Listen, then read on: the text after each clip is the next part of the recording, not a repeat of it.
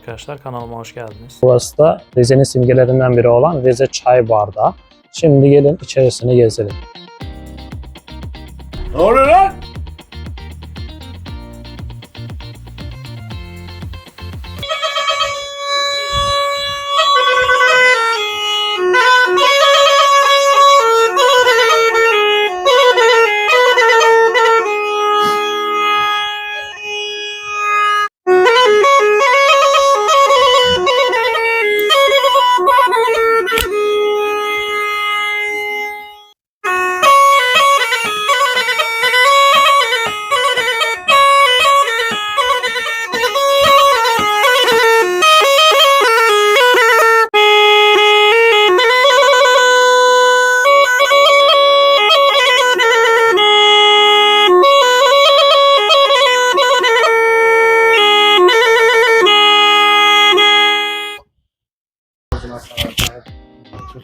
Kurum Sanat Atölyesi Çay Bardağı'nın içerisinde. Bunlar Rize'nin yöresel şeyleri değil mi? Bu Rize'nin özellikle Hemşin, Çamlıhemşin bölgesinin yöresel enstrümanı tulumun öğrenme aşamasında. Tulumları da şu masada görüyorsunuz zaten. Tulumlar çift kanallı oluyor, bunlar tek kanallı pratik enstrümanlar. Bu şekilde siyah yere kadar dudağımız değiyor. Bu şekilde çalıyoruz. Çalması basit mi? Böyle hiç Çok bilmeyen basit. adam. Ayrıca benim YouTube'da da kursum var. YouTube'daki kursumdan insanlar rahat öğreniyorlar. Yani bir hafta içerisinde en azından bir ezgi çıkartanlar oluyor. Bilirseniz Kurum Sanat Atölyesi'ne Çay çarşısında bekliyoruz. çok güzel tulum çaldı. Kendisini de ziyaret edebilirsiniz. Şimdi yine geldik çay bardağının içerisine gireceğiz. Bakalım içeride neler varmış, hep beraber görelim.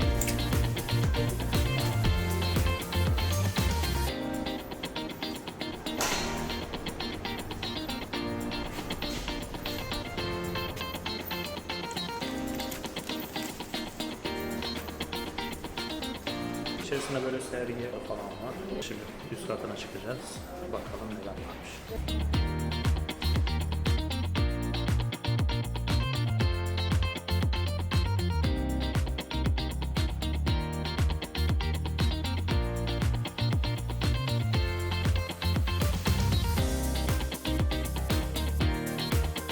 Çay bardağının tepesindeyiz. Şu an kimse yok.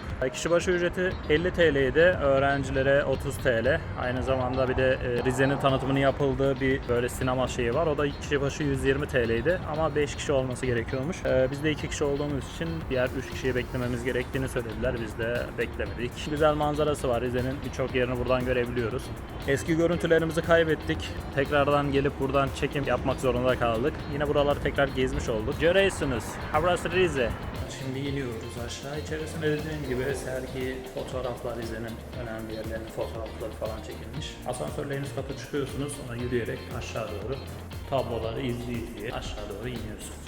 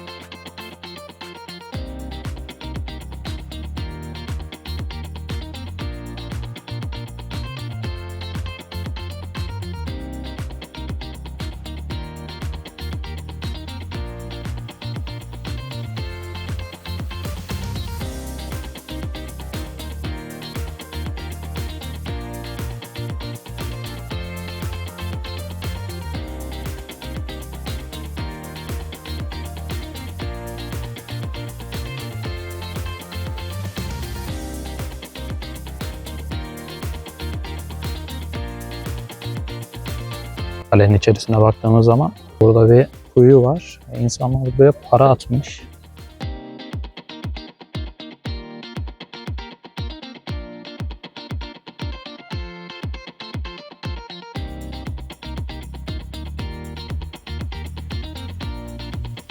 Rize Kalesi'ni de gördüğümüze göre bir sonraki durağımıza devam edebiliriz. Şimdi çarşı merkeze geldik. Çarşı merkezi göstereceğiz. Ardından Ziraat Çay Bahçesi var. Oraya gidip orayı göstereceğiz. Ziraat Çay Bahçesi'ni gösterdikten sonra da Sırlı Tabiat Parkı var.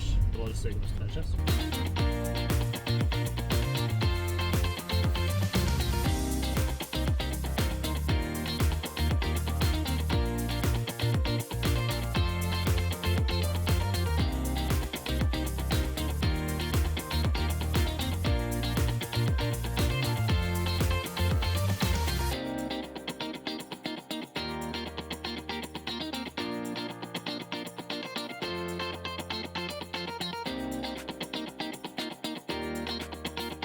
Şurası Rize'nin meydanı olarak geçiyor. İnsanlar buralarda. Yani merkez yeri burası diyebiliriz daha çok.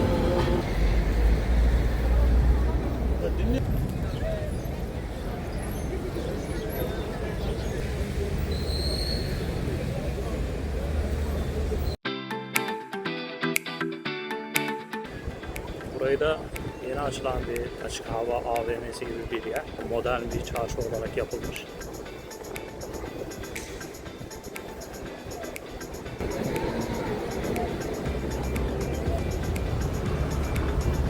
Bu da Rize'nin meşhur simitlerinden. Şurası da Rize Meydan. Şu an çalışma var herhalde. Genişletiyorlar veya içerisinde güzel bir yer yapacaklar herhalde.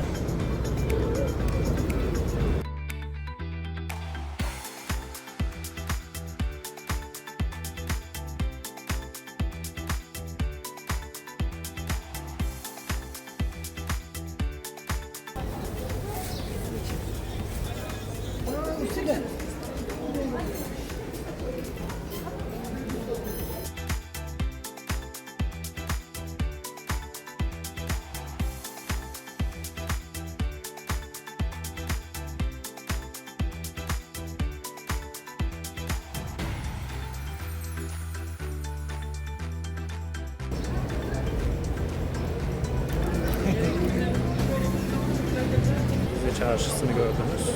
Bundan sonra devam ediyoruz.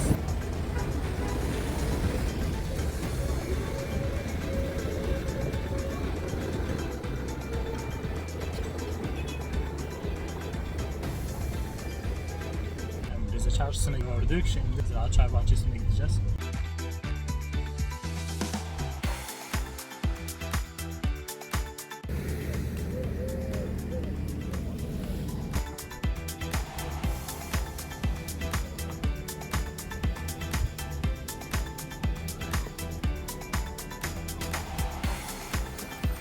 Bunlar limon çiçekleri olması lazım.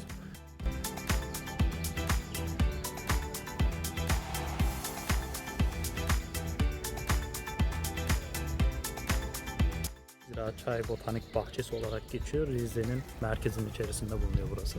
Şimdi burada da çay bahçelerinin içerisinde göstereyim ben size. Bunlar çayın yeşil hali. 7 aşamadan geçtikten sonra çay içilmelik haline geliyor. Şuraya da çıkalım bakalım ne varmış.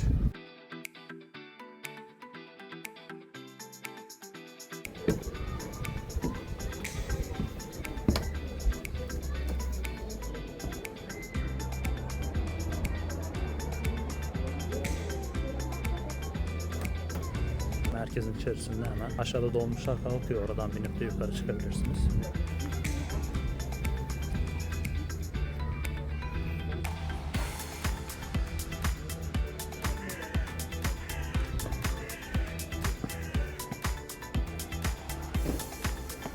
Buraya geldiğinizde şu yukarıda oturma mekanları var. Oturup çay içebilirsiniz.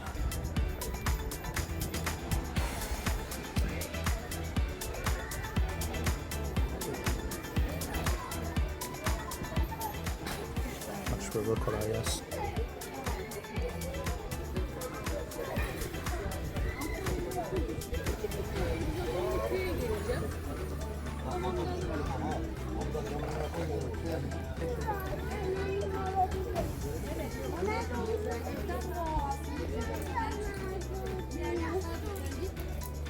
Birçok farklı bitkilerine ev sahipliği yapıyormuş, öyle diyorlar. Ev sahipliği yapıyor, acaba ne kadar kira alıyor?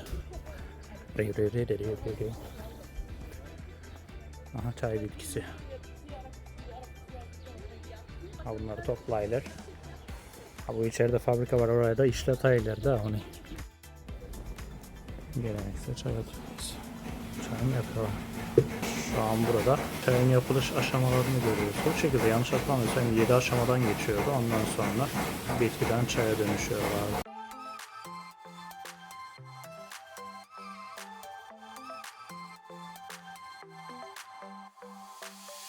Çayın birinci aşaması. Solduruyorlar. Çay fabrikası kıvırma. Ardından oksidasyon aşaması varmış. Bunları ben de bilmiyorum. Diğer aşaması kurutma. Kurutmayı nerede yapıyorlar? Son aşaması da tasnifmiş. Buradan sonra da Çeyleroni. Şimdi geçelim Mısır'da. Şehir merkezinde bulunan Sırlık Tabiat Parkı'na gidiyoruz şu an. Eğer Rize'ye gelirseniz gelip görün yani. Burayı pişman olmazsınız. Belediye araçları gidiyor diye biliyorum. Veya dolmuşlar çıkıyor. Şehir merkezinden de sorarsanız oradan çıkabilirsiniz.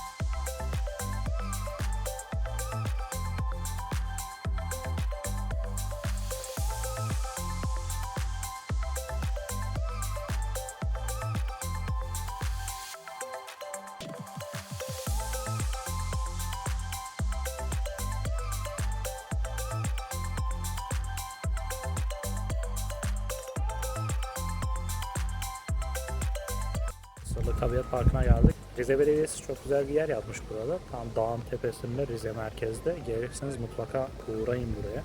Şu arkamda görmüş olduğunuz yerde sosyal tesisi yapmış. Yeme içme gibi ihtiyaçlarınızı giderebilirsiniz. Manzarası da çok güzel.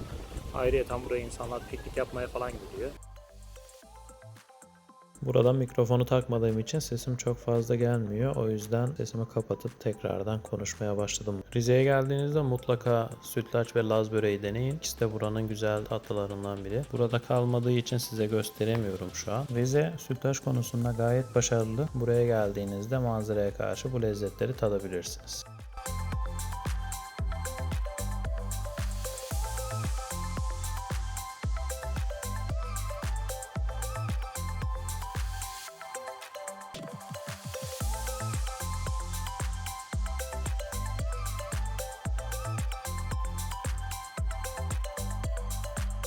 Şimdi şurada kuş izleme noktası var. Şu gördüğünüz yerde kuş gözlem noktası. Hemen arka tarafında da çaylar var. Arı maketi yapmışlar.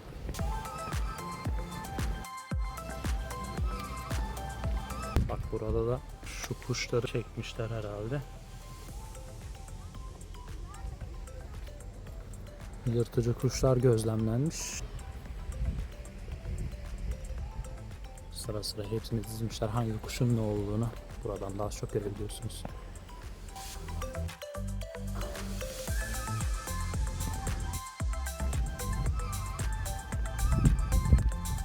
Bakalım kuşları gözlemleyebilecek miyiz? Arkamda da çay bahçeleri.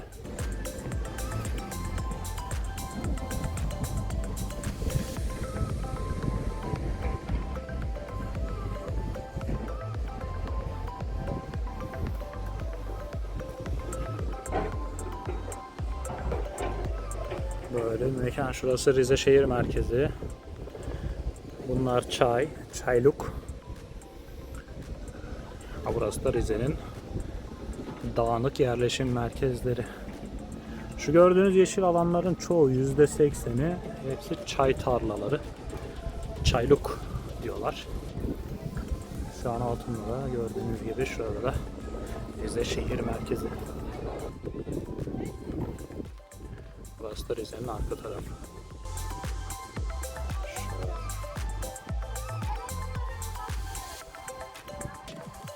Şuradan çayları göstereyim biraz. Allah'ım çaylık burada.